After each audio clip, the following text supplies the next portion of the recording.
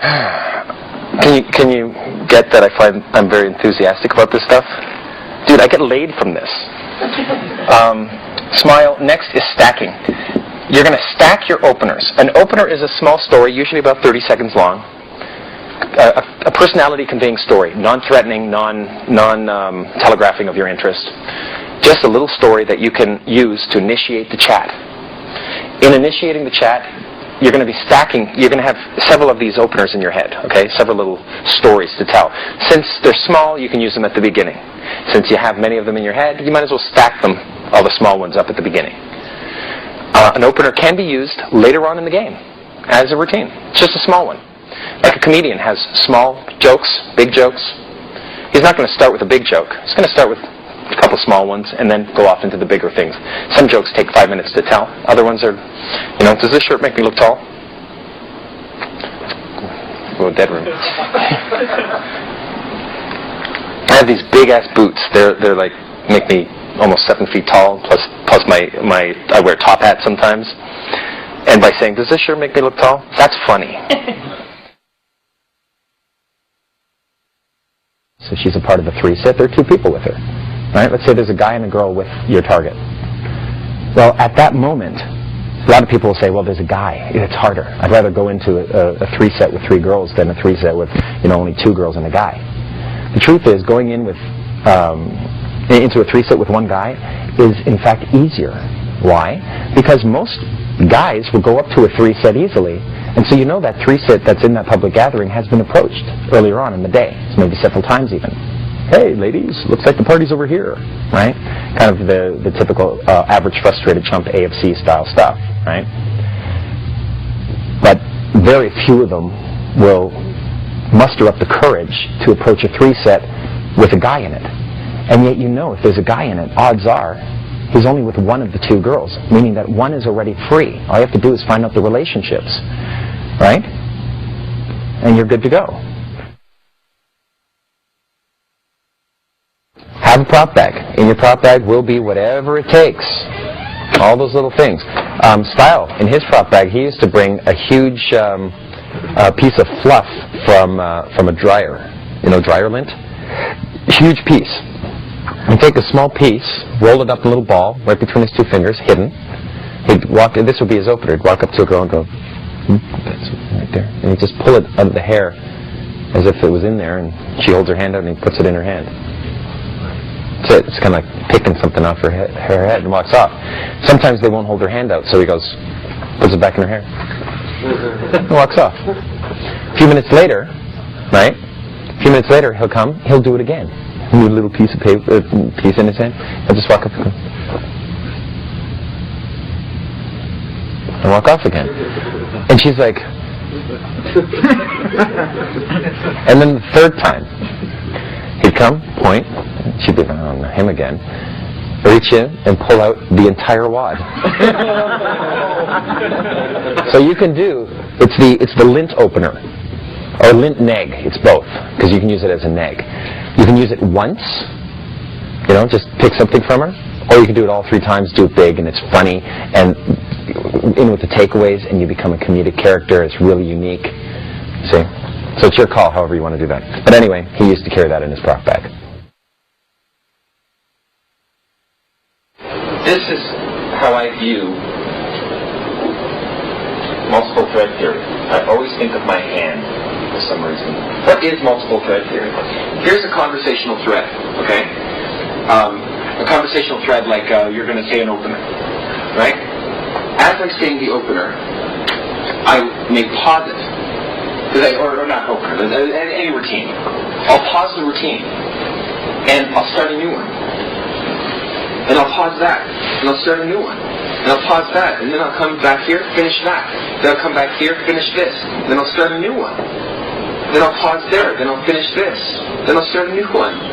Right? And these are with different groups. You even looked over your shoulder one time to someone who you hadn't even met yet, who said, we have a lot to talk about. That's right.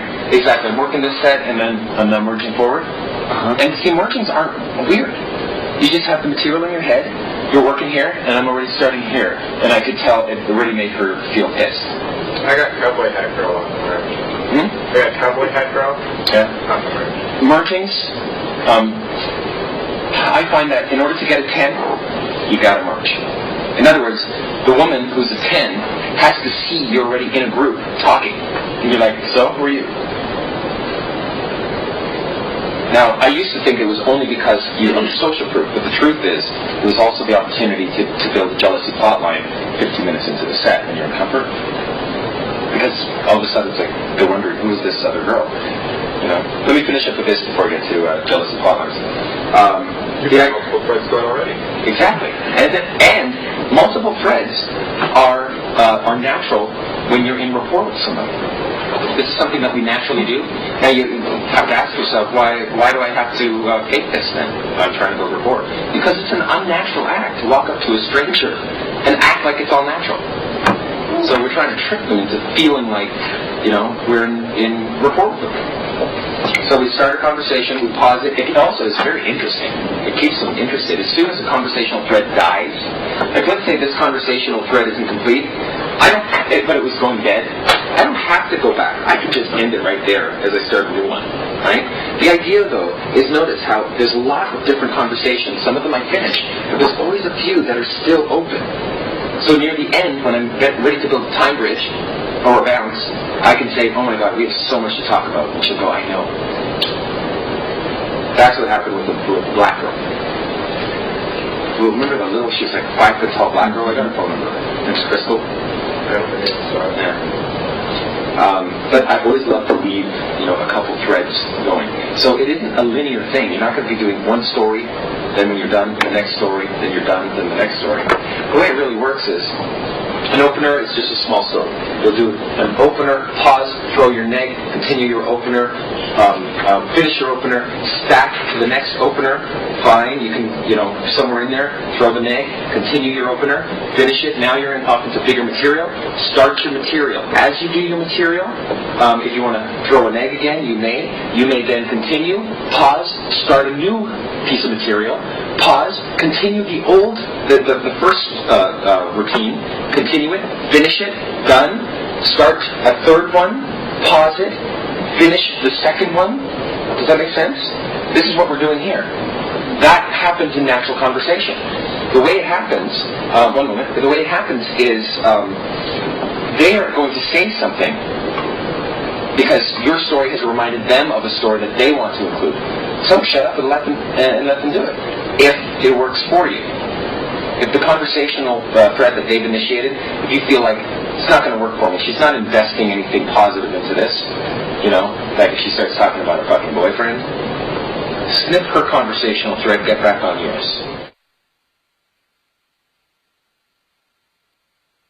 Well, we don't go for a phone number just because she's attracted to us. We now have to prove that we are attracted to them. If we can do that, then they will want to build some comfort with us. If we try to get a phone number before they've built enough comfort, we'll get a phone number, but we'll never see them again. Because they don't have the comfort levels constructed, built up. So it takes at least, from meeting to getting her phone number, at least, on average, about 25 minutes. Just knowing that, based on my successes, completely changes the game, because most people are trying to get the phone number 3 minutes in. Boom. They're cutting themselves off at the fucking knees. Boom. Instead, get to know the girl a little bit first. It's at least 25 minutes. All right? We are going to perfect those 25 minutes. Because if we can perfect those 25 minutes, we will be laid like rock stars.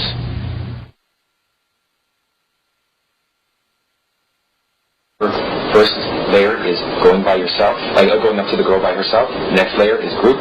Third layer is multiple groups merging. Fourth layer is allowing the previous night's successes to assist you in the next night, which is called the use of a pivot. Okay? And I met 2 girls yesterday. I can call them up and invite them out today. Now, 2 girls on my arm. I'll come out with girls who are going to stay with me all night long, and I get to, say I'll be back in a sec, and work other sets. It's going to help me dramatically. Sets always open if you have women with you. Always. Guys, girls, they're always open because you're not threatening. I've already got girls with me. They're already on my arms. So that's the use of pivots, that's layer 4. And then there's the coveted 5th layer, which all of us should be playing. The social circle rule, okay? That's the 5th layer, where you allow the previous month of success to assist you in the next month. That's where style plays. I've been traveling lately, so I can't really work there, but that's the way I was doing it when I wasn't traveling, when I was in Hollywood. We would just, selling out. We'd go out with a group of people. We were like you see people do. They go out in groups. That's normal. Going out alone and sarging by yourself isn't normal. It's a lonely thing. But if that's all you've got going for you, you've got to start at level 1 if necessary, then lead to level 2, then lead to level 3, You got to start somewhere. Get out there. Do whatever it takes. I go alone. If I have to, I don't have social value today. I have nothing. I'm starting from scratch. Just broke up with my girl. God damn it.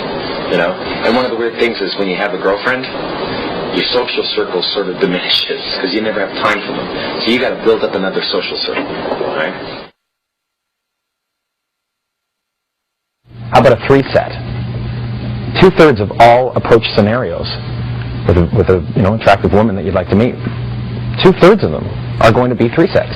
It's just the nature of social dynamics. You go out to any public gathering and people roll in numbers. The girl who came alone, she's not going to be alone for long.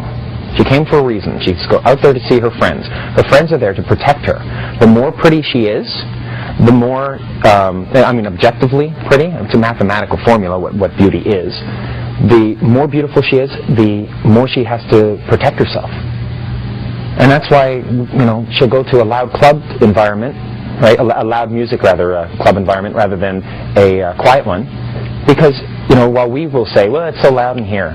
No, where there's a problem, there's an opportunity. Loud means hot girls. There is a correlation, a direct correlation between the music levels in a club and how hot the women are. I've discovered this by, countless times going to public gatherings. There is a correlation. And the reason why they accept the loud music is because it protects them from the barrage of bore, every lovable loser walking up to them and saying, oh, hi, my name's Eric, what's your name? She doesn't want to know your name. She doesn't want to remember it. She doesn't want to give her personal information to you. You cannot go in like that. That's a whole other ballgame.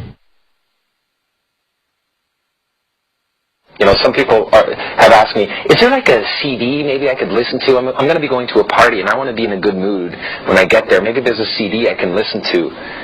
Dude, the whole purpose of a party is to be in a good mood. You don't try to get yourself in a good mood on your way there. You are in a good mood. No, man, you get there and you let your first 3 nervous sets get under your belt. You barrel through these first sets. So the 4th set comes along and it's easier. And you're in a good mood because you've had 3 sets before that. And those are what we call warm-up sets.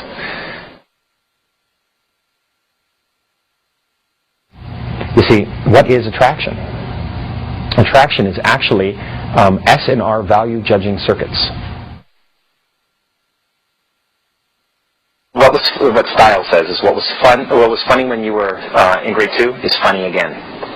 Thumb wrestling, body back writing. All these little one-liner pieces, Well, how's this? Check this out. I'm going to make this ring vanish. Now remember, I've got 2 of them, so it's a distinction, okay? I'm going to make this vanish from my left hand and appear in my right. Ready? 1, 2, 3, now. Huh? Get out for the hard part to bring it back. 3, 2, 1, now. Yeah, I know what you're saying. Yeah. Was he born with that? Yeah, it's a power. It's a gift from God. No biggie. Or the devil, your choice. Black nose. You want to learn how to do that? It's amazing. All you have to do is sign a contract from this guy named Beelzebub. Ever hear of him? He's a cool guy. You can get this contract in PDF form. Just print it out, sign it in blood, and you're good to go. Right now you'll go, it's dry. But in the field, it's the weirdest thing how some of these things just really kick it off, make things work, and when they laugh, you make big movements like this, you become the moment for all the other sets to see you. Then you can merge sets. Hey, think of a number from 1 to 4. And next thing you know, you're doing the next routine on the next people. Take your hat off, put it, you usually wear like some sort of big hat. Take the hat off and lock them in, back in the set, merge forward into this set. work them. Now I've got a jealousy plotline that happens between the two, because that's, by the way, is the other thing that is necessary here. I need to build a jealousy plotline in comfort. A woman will not feel jealousy for you until you are in comfort, until she's attracted to you, feels like you're attracted to her for legitimate reasons. Now you're both sitting in comfort, arm in arm, you're feeling good, you're holding hands, everything's good. But a woman doesn't truly know she's attracted to you until she feels jealousy. So it isn't until, another girl comes along and she feels jealous that she wants you. And that will really accelerate her to chase you. But how are you going to get another girl chasing you? In other words, I noticed that the hottest girls in my life always came from mixed sets, from merging sets rather. I would have to merge a set. How do you? Almost done. I would go into a set, and then I would take that and merge them forward into the next set, or at least ping pong between the two, passively forward merge. And when I would go to the new set, I thought it was just the social proof that I had that allowed me to build the attraction. But it wasn't. It was the fact that I would take this set and introduce them to the previous set, and that previous set would give me Kino hand-holding stuff that would create jealousy for this girl. And these girls who I had opened, and then I opened a new set and introduced these girls to the first set, they felt jealousy. So now I'm ping-ponging between two jealousy plot lines. That's when a woman knows she's attracted to you. So jealousy plotline is built into the game plan. Always. If you can't do it on day one, you're going to have to throw it in at some point. Right? Actually, it's jealousy plotline.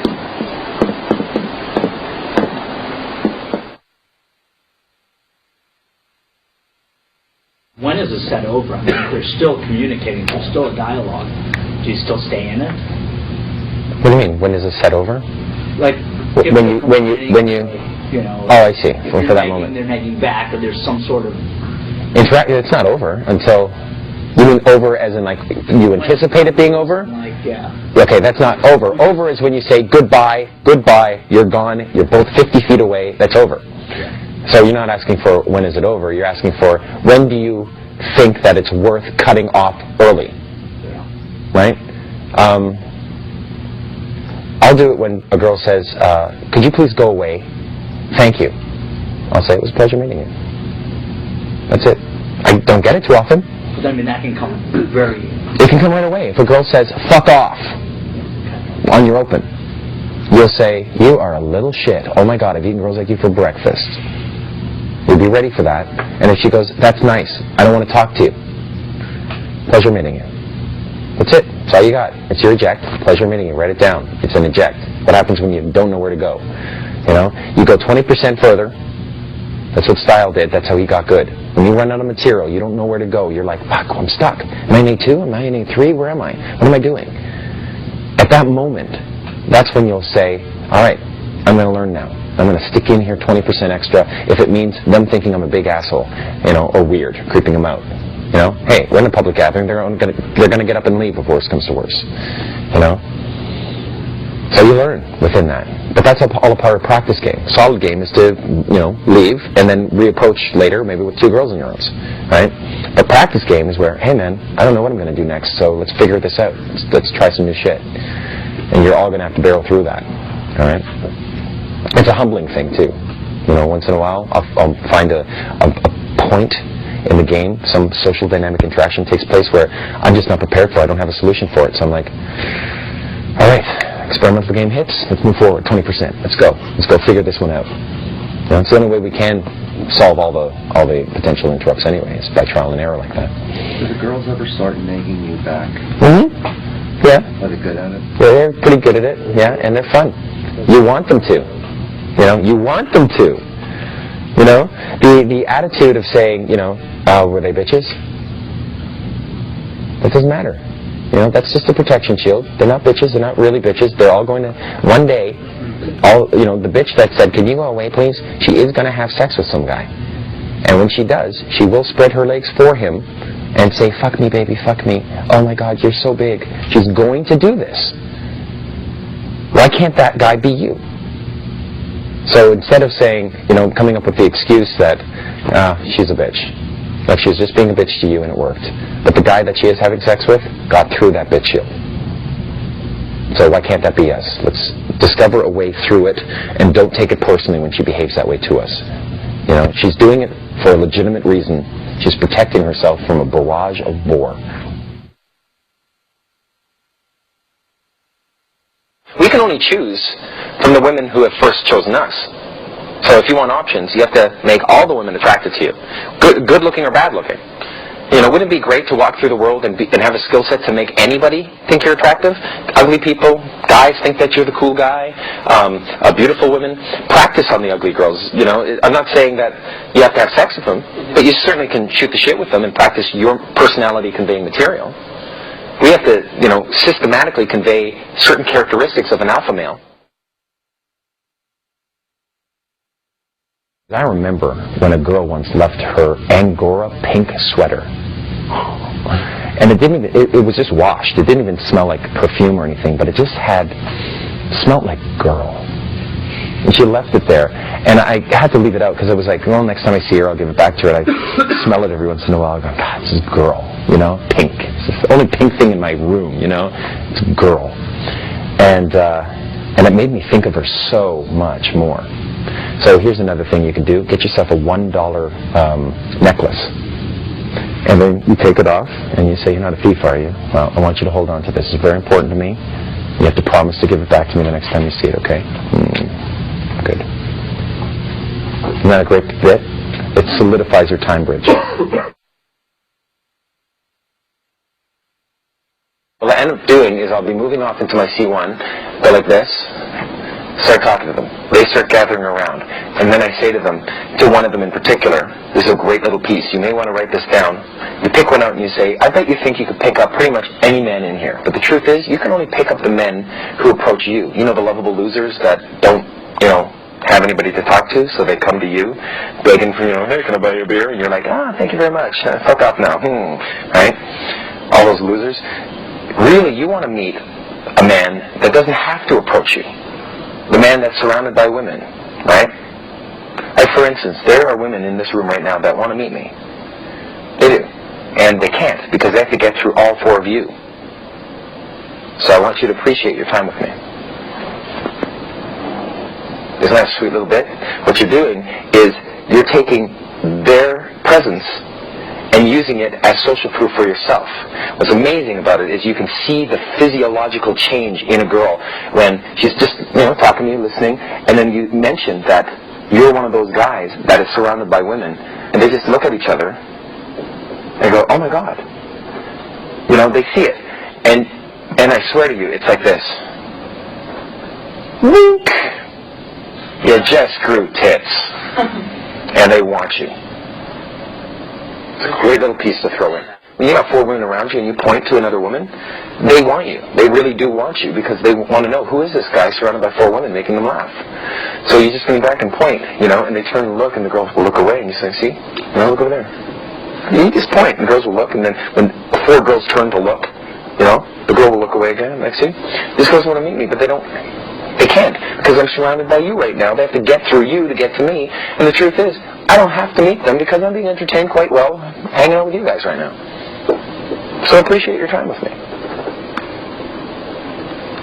It's a way of social proofing and building attraction just because they're there. I find that fucking just amazing.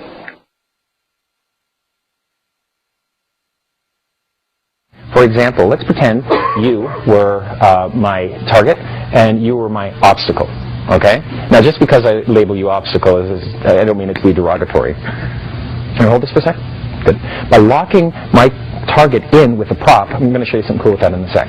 By doing that, I can now speak to this two set. I can direct my attention over to the obstacle, ignoring the target entirely, knowing that she's going to have to hand that back before she leaves if she wants to go to the washroom or something, right? Now, bad example, I'm using one of these as a lock-in prop, but there are other lock-in props that you can use. For instance, that's a great lock-in prop for me because I can carry this and I can just open a set by saying, here, hold this for a sec, and I can start talking to the others. Then I can throw an egg. Wait your turn. No, you don't get to look through this. Oh my God, where are you, you little snoop?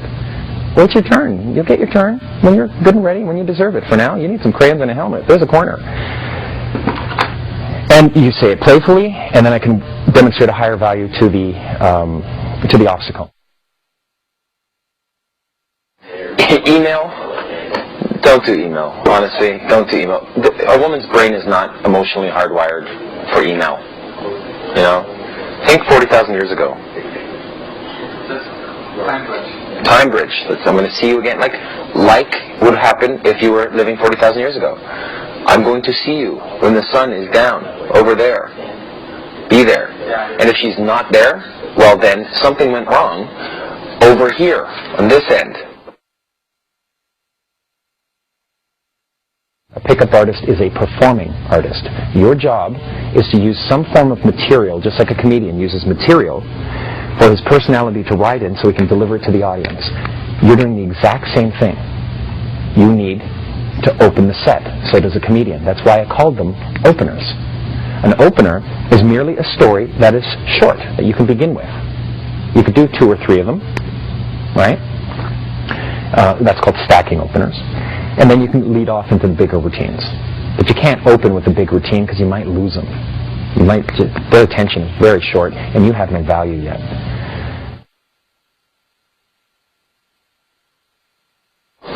So you have to ground your identity to her reality. So instead of saying I'm a CEO, you say, oh, when I was a kid, I came up with this idea, like when I was a teenager and I was living at my parents' house.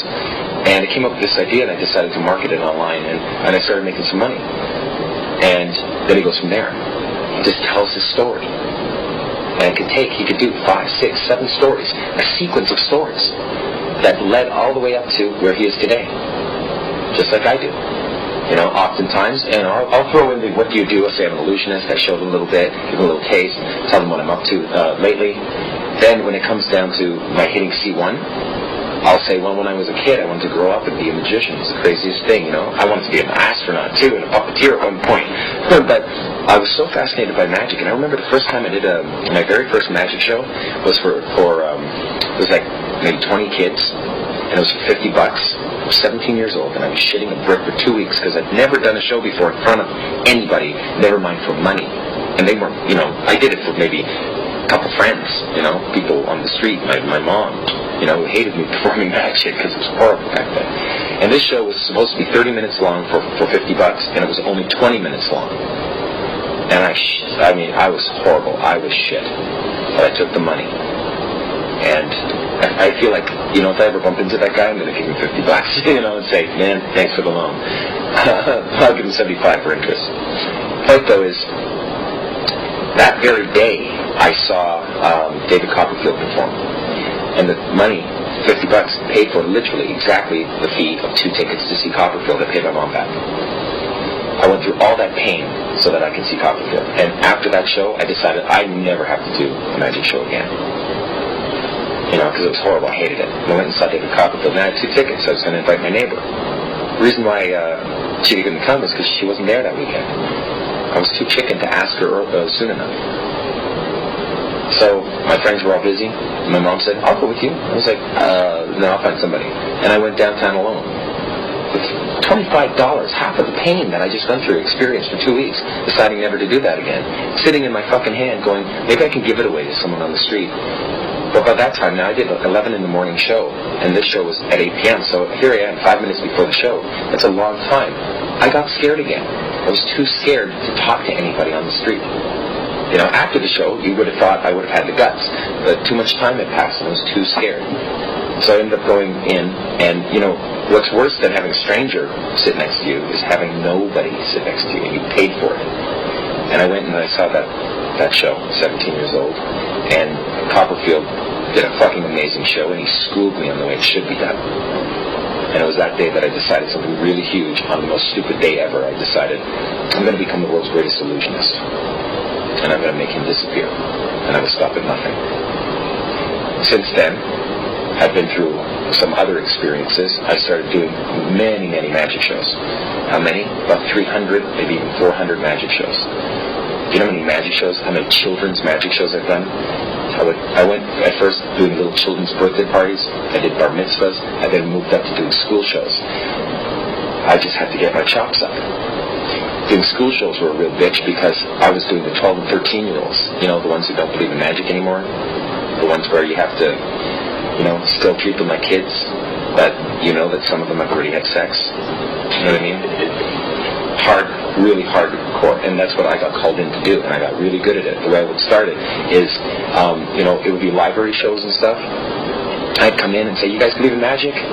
Ah, bullshit. And they'd erupt the fact that I had the guts to say bullshit in front of them at a school. And I'd go, oops. And of course I got chastised a couple times, but I would then say, look, they're 13 years old, they're saying shit in front of each other. Okay? That's how you win an audience. You know? And if you have a problem, you can always take the money back. Because I was no longer doing it for the money, was I? And I'm still not doing it for the money. Now, and do you see what I'm doing here? I'm sequencing a series of stories. I've got about 25 minutes of stories. By the time we're done, she will feel like she has ridden with me along the entire way, and every story is a story which makes her proud for my having the guts to do it, leading all the way up to what I'm doing today and where I'm going. That's my grounding sequence, and if I begin my grounding sequence, I will have a girlfriend. So I have to be very careful. I'm not kidding you. I have to be very careful not to bother starting it unless I really like her. Would you do that in comfort? It's anywhere in C1, C2, C3. If you've got the time. Sitting one-on-one with the girl. I've even done it. If it's a two-set, keep them together. But afterwards, they feel so comfortable with you. They feel like they know you. You know? And you're taking the time. Notice I'm not fucking hitting on her. I'm just taking the time. Of course, I'll do some kino escalation. You know, arm in arm. And I'll talk for 5 minutes and go, God, she smells so fucking good. Where was I? Oh, yeah. And I'll continue on with my next story. How do you make it so it doesn't come across as you're bragging? Because you'll be throwing in little things like I was scared shitless. You know? I was just a little boy. And at the end of it, I'll say, you know what? I'm not where I want to be just yet. I'm still in the midst of turmoil. I just moved down to Vegas. I got to head over to the stratosphere because I plan on performing the world's first mid-air vanish by jumping off of it. And so, I need to go up there. And that's one of the stories that I told yesterday, which is true. That's what I want to do.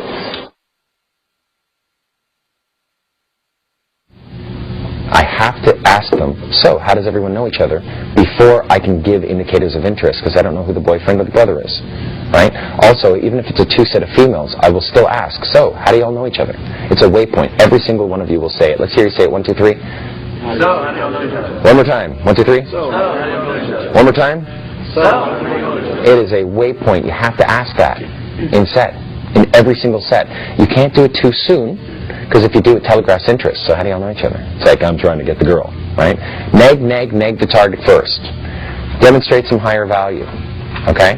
Then, before you start A3 or into A3, before you hit on her, you can say, what do you got going for you, more than your looks? Really? All right, that's cool. How do y'all know each other? Now I can throw in, how do y'all know each other? It's just the beginning of A3. I can throw it in, and I'll do it to a two-set of two girls. You think, well, I know that's not a boyfriend or brother, so who cares? Here's why. Because you don't know what the relationship is with that other girl. If it's the sister, she may try to protect her sister, the target, and you're going to have to win over the sister. If it's roommates, you want to find out if there's bisexual tendencies. You're going to want to check that out. If one of the girls is the target's boyfriend's sister, you can't maneuver certain things in front of that girl. I need to know the relationships. If there are guys involved, I need to know who's the brother, because I need to make him my best friend. And he will hand his sister to me on a silver platter. I need to know this information. It's a waypoint in A3. All right, so C1 is rapport. The main point is kino escalation. I want to get a good kino escalation going.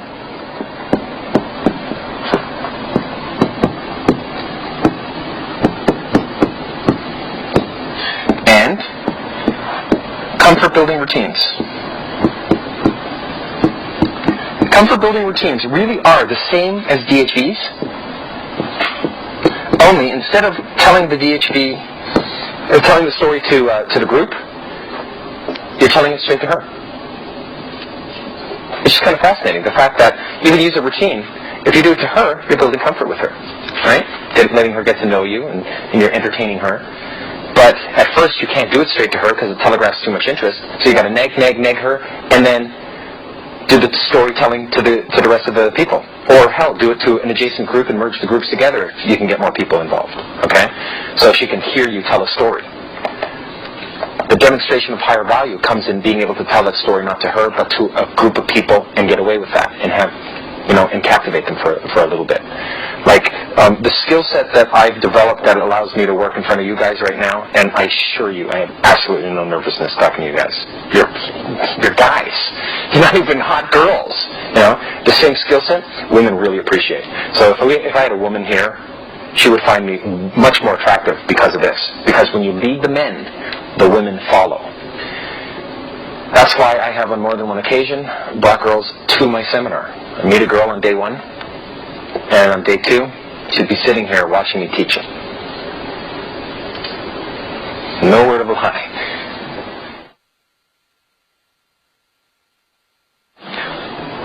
Now, what's the difference between C1, C2, C3? Only location.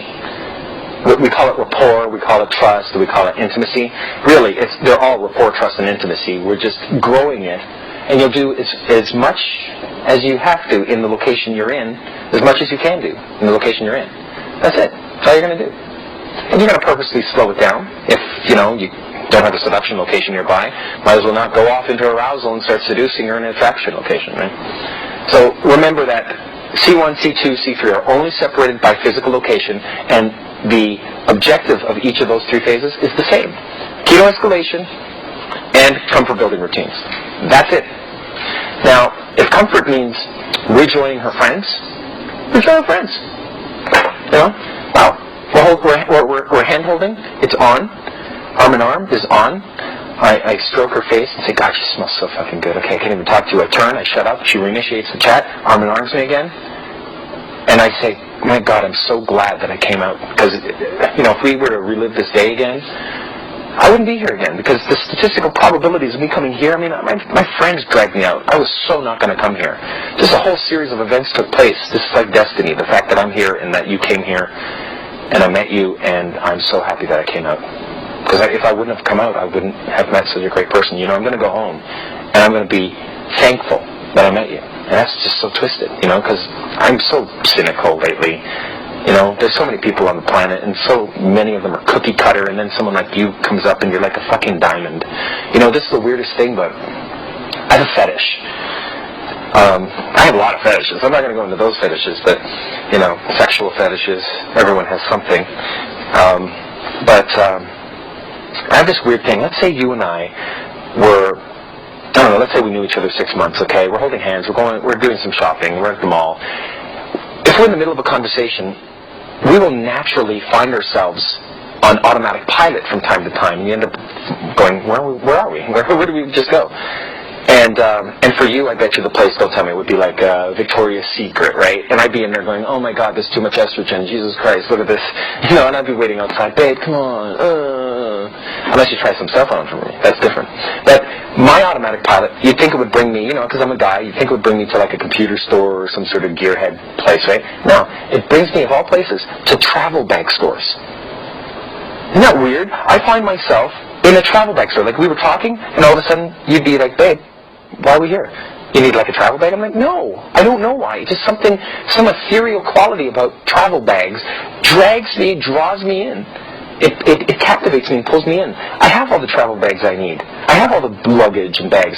But there's something about it. I love looking at them because I always think to myself, somehow, and maybe this is what it is, a travel bag is like an opportunity to have adventure. You put your shit in it, you're all organized, you're all ready to go, and off you go, And I know it's the weirdest thing, but I don't know why it happens. Now, the reason why I bring this up is, well, for the last 10 minutes I've been talking to you, I look at you, and you're absolutely a beautiful girl, but the truth is there's a lot of beautiful people in here.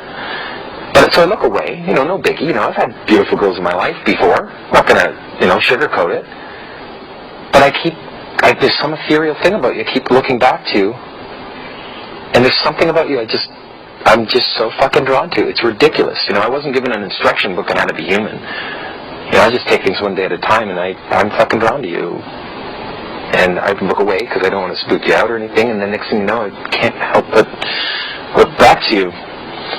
So, I guess what I'm really trying to say is, you're like a travel bag. I'm romantic, aren't I? Alright, get away from me. It's a great fucking routine. It's a nice way of telling her that you like her. Not going too much with it, making it very unique. And explaining to her that this is because of emotion, not because of looks. That's how you start winning over a 10. You like that bit? You know? Here's a situation that often occurs. There's a 2-set, 2 girls. You know you can't isolate in a 2-set, so you're going to need to bring your wing in to turn it into a 3-set. Your wing is a pawn in the know. It's one person is the game player, that's you, and your wing is a pawn. He's not a game player as well, working for you, okay, working with you. He is a pawn in the know. So a 2-set. I can't isolate. I go in. I'll bring my wing in. And the amateur approach is to have your wing run interference on your obstacle. Right? Here's a 2-set. If you go in tandem, you and your buddy go in at the same time, it's like an interview. It's horrible.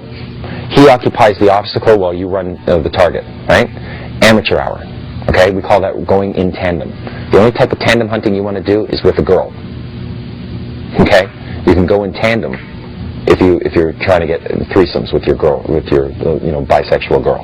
That's the only time you go tandem, and they call it tandem hunting. You do not want to go tandem hunting with your wing, with your male wing. It's not cool. It shows you don't have a lot of confidence. You know, it telegraphs the reason why you're going up to talk to them is because you don't have to talk to him. You're going to talk to the girls. You're telegraphing interest. You can't do it that way. The way it works is you go in by yourself. Let your wing hold back. But don't let your wing just stand there like a loser 3 feet from you. Has that ever happened? You know, you go into a set, you start talking, and your buddy is just waiting there. You know, because you're taking over the set. And it just looks like, hey, I'm the bold one of the two. You know? And that lowers his value. And now I'm hanging with a guy with lower value. And that lowers my value. It's a horrible situation. Here's what you do instead. You go into the set, you work it like a typical 2-set, you throw an eggs at the target, you work the obstacle. As you do that, you do an accomplishment introduction for your friend, for your wing. I'm going to introduce you to a very good friend of mine. His name's Neil Strauss. He's rock critic for Rolling Stone magazine. 3 times New York Times best-selling author. Ladies love him. I'm going to introduce you to him. He's a very smart man. And I'll leave it at that. About a minute and a half later to 3 minutes later, Style, my wing, will come in. And he'll say, were you just talking about the... And I'll say, yeah, spells. And he goes, oh, no way. Well, what did they say? And it doesn't matter. He just comes in. Were you talking about the... And I fill him in, and he takes over for a bit. I then shut up, because I've already accomplishment introed him. He then works both girls just for 30 seconds. You know, keeps it together. He takes over. Oh my God, were you outside not 5 minutes ago? Okay, get this. And he tells the story, but from his perspective, it's a 3-set. He's going to talk to me. If this is my wing sitting here, and these are 2 girls, I can shoot the shit with my wing. And these girls are going to listen to what I have to say. I'm respecting my wing. I'm not hitting on them if I'm talking to them. Talking to my wing, rather. But I'm still telegraphing interest. I'm conveying and demonstrating a higher value to them. Obliquely, while I'm talking to my wing. You know, your wing is your buddy. He's important. You turn to him. Talk to him. Lock her in with a prop, but then talk to your wing. All right? So, that having been said, your wing then talks to the target. Your wing will talk to the target quietly as you isolate the obstacle for a bit, and you start basically saying how great your buddy is. Okay? He's now going to start saying how great you are to your target. He's your wing. He knows the hottest girl is your target, even though you were talking with the obstacle. Okay? He knows. He knows the game plan. Okay? And if he fucks you over and takes your girl, well, he won't be your wing for long. So, you know, you build a relationship with your wing. You know, you do the same for him. So now here's what happens. He then says, by the way, do you know mystery? How do you know mystery? Oh my God, you don't know? He's the guy who levitated over Niagara Falls. This guy is one of the greatest illusionists I've ever seen. He's amazing. Ladies love him. This man has dated some beautiful women in his time. Holy shit. That was it. That's an accomplishment intro. He says it to her, right? And then all we have to do is switch out. Well, I switch over to the target. From the target's perspective, I came in, lowered her value, raised my value in the form of ignoring, shooting the shit with the obstacle, getting the obstacle liking me, introducing a really cool person into the set who then accomplishment intros me and says how great I am, and then we switch out. You see how normal this is? I do this for 2 sets with the wing all the time. Now when we switch out, when he runs interference on the obstacle just to occupy her, it's going to stick. And when I start talking to the target and I start qualifying her through A3, it's going to stick. She's going to qualify herself because I've got such high value already. Before I even, said anything other than negs towards her. Now in that position, here's the best part. If my wing cannot hold the obstacle and it lets go, she just rejoins and it turns back to a 2-set that I can control because I've already disarmed the obstacle myself. As opposed to if you had a 2-set and your wing and you came in at the same time, he ran interference on the obstacle, you ran on the target. As soon as he fucks up and lets go of his obstacle is now my obstacle because she is not talking to him anymore because he has low value. She's bored. Well, guess what? She will assume that I, too, being his friend, have low value, and I must be making her friend feel just as uncomfortable as, my friend made her feel. That she's going to come in and steal the target and say, come on, let's go dance, and pull her away from me. So you can't go in tandem. You see? Again, 2-set. Going alone, work the obstacle, make the target, accomplishment intro, wing comes in, works the target for you, accomplishment intros, then you switch out, he holds the obstacle in homeostasis, keeps her occupied, while I work the target, who I now validate in A3, then turn to the other 2 and say, we like each other, you guys cool with that? Good. And now it's on, now I can go Kino in front of the friend because I've said that. Kind of a complex piece. And standard fare, right? I mean, I don't have any other better solution to handling a 2-set and pulling your wing in. That's how we do it.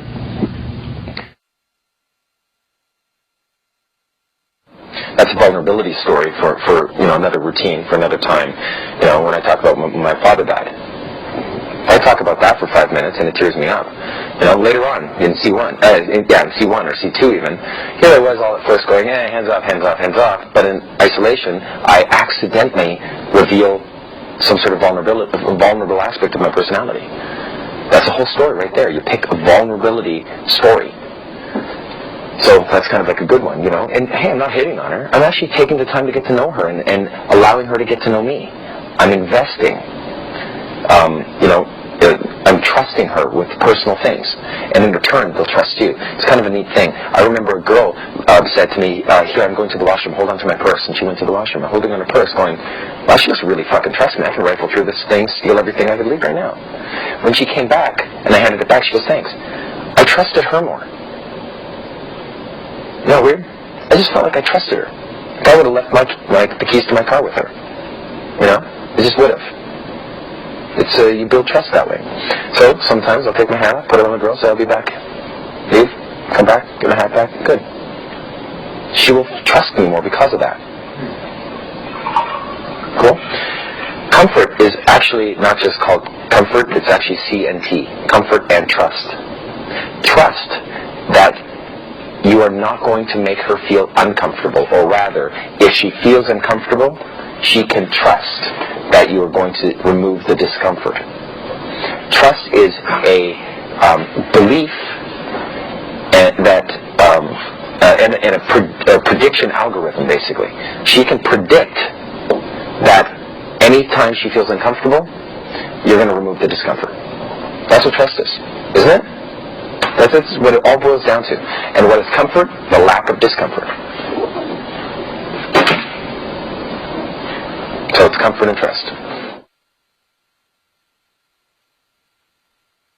We come in, we're equal, style goes one direction, I go the other, I start up a set, he starts up a set, then I'll say, come on, let me introduce you to some friends of mine. I grab them and I pull them forward to Neil's set, to Style's set. When I go there, he's already with girls, and I'm bringing girls, and I'm a cool guy. He's already done an accomplishment intro knowing that, because we constantly accomplishment intro each other. I even practice it when he's not around, because it makes me sound cooler. You know, to have a good buddy who has good value, and I have that for him. And so if we are in the same room together, I can introduce him, and we cross over like this all the time. It gives me more maneuverability, allows me to, you know, show that I've got cool friends. I will also introduce, I mean, what's neat is when you introduce girls you just met to a group of people you don't know, but one guy you know really well, they assume the whole group is yours. You see? So I could just say, hey, these are my friends, this is Neil. Oh, by the way, and he'll take over, so they don't get a chance to be introduced to everybody, because it's too big anyway, right? But they think that they're friends of ours, and that because I came in with girls, and a huge accomplishment intro by Style has already been given in his set, I can lock into his set for a bit. I know the hottest girl in his set is his, and the hottest girl in my set is mine. You know, we can switch off, and because, you know, if he opened a 3 set, I opened a 5 set, well, when we merge them together, that's an 8 set. You know? And so he and I are fucking running an 8 set from inside. 2 guys. It's 10 people in total. And we can run it. It's fascinating to watch. It's wingmanship, man. It's a whole area of the game. How to get good with your wing. Good stuff.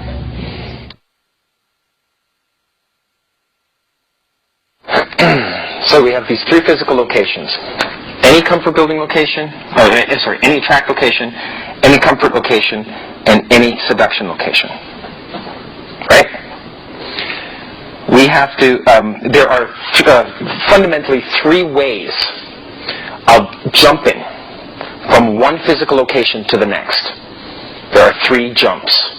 When you understand these 3 jumps, you will know the 12 phases of the mystery method, the beginning, middle, and ending of attract, the beginning, middle, and ending of comfort, the beginning, middle, and ending of seduction, and then the 3 jumps, the different types of jumps, to get from physical location to physical location, because certain phases are best done in certain locations.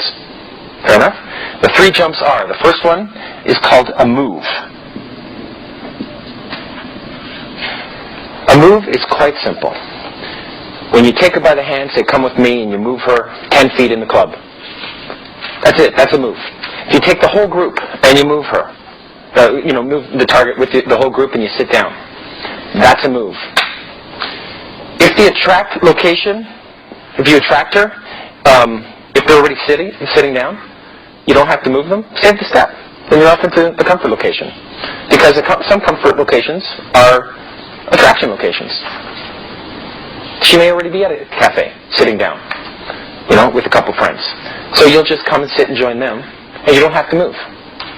Why would you have to move her? You can build comfort right there and then. It's only an optional thing. Moves, and the other 2, all 3 jumps, are optional.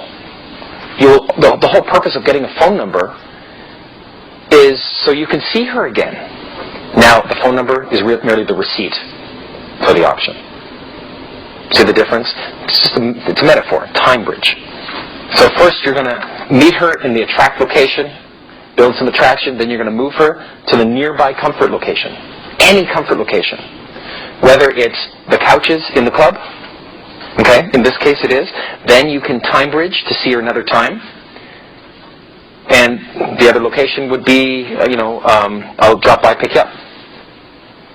So you pick her up at her place, and then the next thing is a bounce.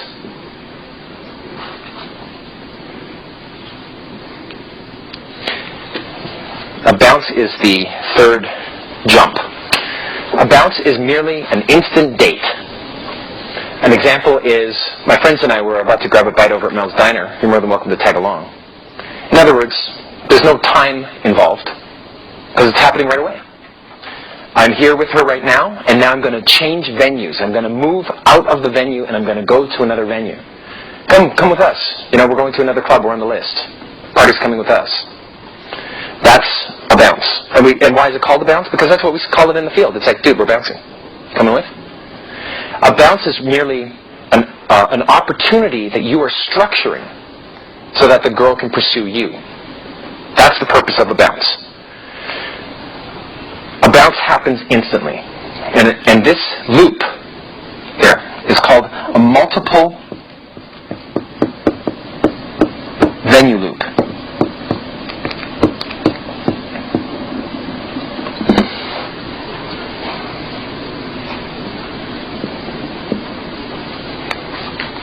That's a multiple venue loop.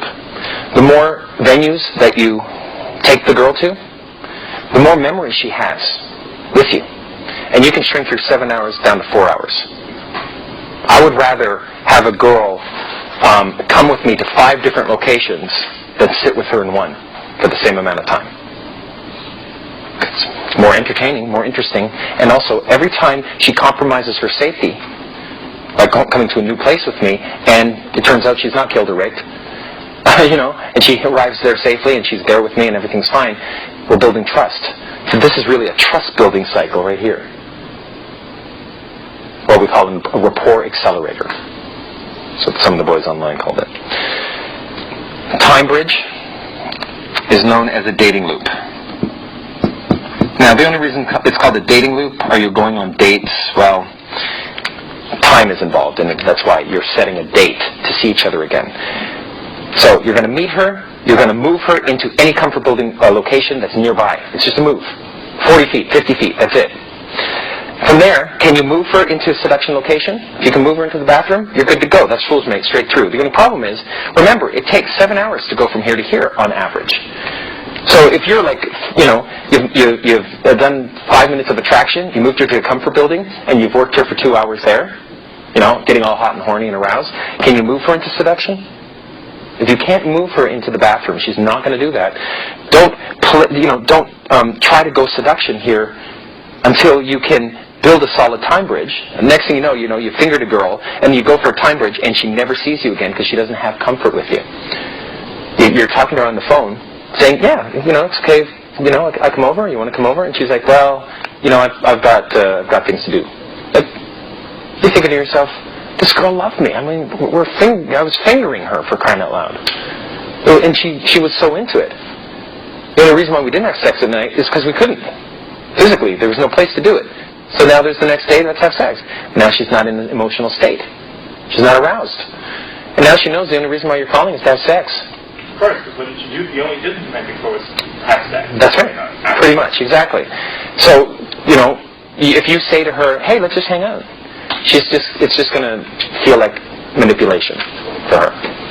You went too far too fast.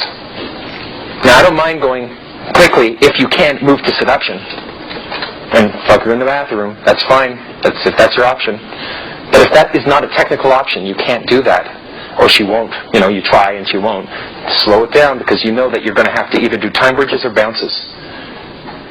Slow it down. What is a bounce? You're going to bounce to another venue. Any comfort building venue.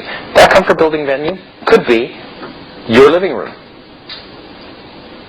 Are you ready in your living room to move her to seduction? Well, what if your kino escalation hasn't gotten to kissing yet? She's still tense and hesitant. This 7 hours is based on her reactions, not on what you should do. It is always calibrated to every time you make a kino escalation, we're going to see if she's uncomfortable with it. If she's uncomfortable, you're going to back up. The main point is there are 3 main areas to this game. This first main area is called pickup. And it goes from doing your attract stuff, moving her into a comfort building location nearby. That's the pickup. Now you have your option. Then, mid-game, which, most of your game is played in comfort,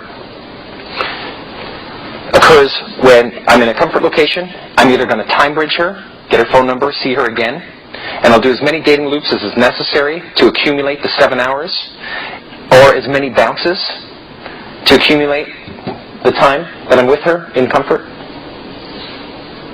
Finally, I bounce back to my place, and I'm off into the last piece, which is called endgame. Endgame, midgame, these are all chess metaphor. You could be a great pickup artist, or you could be lousy at midgame, and if you're lousy at midgame, you will not get laid. play video games? Yeah? Games with levels? Can you imagine playing like a 12-level game with no save feature? That's the pickup. That's the Venusian arts right there. Courtship, you're going to meet her, okay? You're going to A1 her, which is open. You're going to attract her in A2. I'll zoom into this. We'll zoom into each one. Into A3, she's going to attract you. There's a whole phase in making her feel like you are becoming attracted to her. Because in A2, you can't convey that you're attracted or you're going in building comfort. You got to break rapport in attraction so that you're not going in building comfort and becoming the nice guy. Right? After that, you're off into C1. Okay? In C1, it's rapport building. Can you imagine you get all the way to C1 and then for some reason you build a time bridge and you never see her again? You're like, fuck! Like in a video game, fuck! You got to start from scratch again. There's no save feature. You can't come back to it. You lost the girl. You got to start from scratch. The bad news is that you're going to have a lot of failure. Okay, especially at the beginning. The good news is you're going to have a lot of success too at the beginning. Now, of course, the good news is if you have success in the beginning, lots of success, the more likelihood you'll have of having success near the end. But the bad news is, you're going to have the least amount of experience at the end. Makes sense, right? Because once you can get you're going to get lots of openings and very few full Monties at the end. You're going to be fucking up along the way. My job now is to minimize the chance of anything happening wrong